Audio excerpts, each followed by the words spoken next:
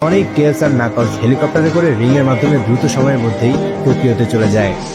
শহরের এক জায়গায় আগুন জ্বলতে দেখে তারা বুঝে যায় শ্যাডো সেখানেই আছে। সেখানে কি হচ্ছে দেখার জন্য তারা প্লেন থেকে লাফিয়ে পড়ে। স্কাই ডাইভিং করে টেলসের সাহায্যে নিচে নেমে আসে। তারা দেখতে পায় শহরের চারদিকে ভাঙচুর হয়ে আছে। তখন সেখানে শ্যাডো আসে। সনিক শ্যাডোকে দেখে জিজ্ঞেস করে শ্যাডোকে তার মতো দেখতে কেন। তখন শ্যাডো বলে তাকে সনিকের মতো দেখতে না, উল্টো সনিককে তার মতো দেখতে। সনিক জিজ্ঞেস করে সে কে আর ফাইট কেন করছে। শ্যাডো বলে তাদের সাথে কথা বলার কোনো মানে হয় না, কারণ তারা গানের হেলিকপ্টার থেকে ল্যান্ড করেছে। মানে শ্যাডো ভাবে সনিকরাও গানের সাথে জড়িত আছে। এটা বলে শ্যাডো চলে যাওয়ার সময় নাকল শ্যাডোকে অ্যাটাক করতে যায়। তখন শ্যাডো টেলিপোর্টারে নাকলসকে হাওয়ায় ভাসিয়ে অনেকগুলো পাঞ্চ মারে। সনিক বলে তারা তিনজন একসাথে অ্যাটাক করলে শ্যাডোকে হারাতে পারবে, কিন্তু মুহূর্তে শ্যাডো টেলিপোর্ট হয়ে তাদের তিনজনকে অ্যাটাক করে।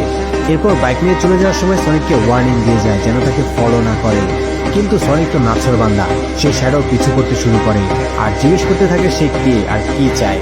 রেগে গিয়ে শ্যাডো বাইক নিয়ে একটা টাওয়ারে উঠে যায়। সনিকও তার পিছু পিছে যায়। এরপর তারা একে অপরের দিকে ফুল পাওয়ারে অ্যাটাক করে। তাদের মুখোমুখি সংঘর্ষের কারণে ইম্প্যাক্ট ছড়িয়ে পুরো শহরের ইলেকট্রিসিটি চলে যায়। সনিকের জ্ঞান ফিরলে সে দেখতে পায় সেই শ্যাডোকে অ্যারেস্ট করার জন্য টেলসের থেকে যে হ্যান্ডকাপটা এনেছিল সেটা দিয়ে শ্যাডো তাকে আটকে রেখে চলে গেছে। টেলস এসে সনিকের হ্যান্ডকাপ খুলে দিয়ে বলে সনিকের একা যাওয়া উচিত হয়নি, তারা একটা টিম। এরপর তারা তিনজন গানের কমান্ডার ওয়াল্টার্সের কাছে এসে কি হচ্ছে জানার জন্য দেখা করতে যায়। কমান্ডার ওয়াল্টার জানায় শ্যাডোর স্টোরি অনেকটা সনিকের মতোই শুরু হয়েছিল। সনিক একটা ফ্যামিলি আর ফ্রেন্ডস পেলেও শ্যাডো শুধু একাকিত্ব আর কষ্ট পেয়েছে। এই কাহিনী শুরু হয়েছিল 50 বছর আগে, যখন ওকলাহোমাতে একটা উল্কাপিণ্ড এসে পড়েছিল। সেই উল্কাপিণ্ডের মধ্যে শ্যাডো নামের হ্যাজকটা ছিল। গানের আন্ডারে সায়েন্টিস্ট গ্যারাল্ড শ্যাডোকে নিয়ে পরীক্ষা নিরীক্ষা করছিল। তখন তারা জানতে পারে শ্যাডোর মধ্যে সবচেয়ে শক্তিশালী কেয়াস এনার্জি আছে, যা ব্যবহার করে মানব সভ্যতাকে অনন্য উচ্চতায় নিয়ে যাওয়া যাবে। কিন্তু একই সাথে শ্যাডো পৃথিবীর জন্য একটা ভয়ঙ্কর হুমকি ছিল। একদিন একটা অ্যাক্সিডেন্ট ঘটে ল্যাবটা ধ্বংস হয়ে যায়, কয়েকজন মানুষ এতে মারা যায়। এই দায়ে সায়েন্টিস্ট গ্যারাল্ডকে গ্রেপ্তার করা হয়। অন্যদিকে শ্যাডো পাওয়ারের জন্য তাকে ছেড়ে দেওয়া যাচ্ছিল না, আবার ধ্বংসও করা যাচ্ছিল না। তাই কমান্ডার ওয়াল্টার শ্যাডোকে 50 বছর ধরে ফ্রিজ করে প্রিজনে আটকে রেখেছে।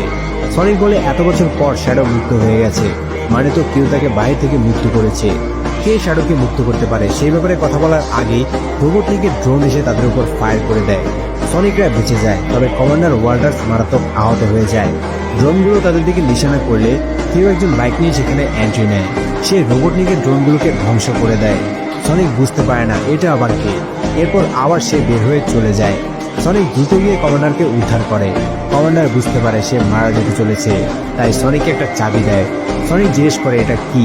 কমান্ডার বলে এটা হচ্ছে গানের এই যাবৎকালে তৈরি সবচেয়ে পাওয়ারফুল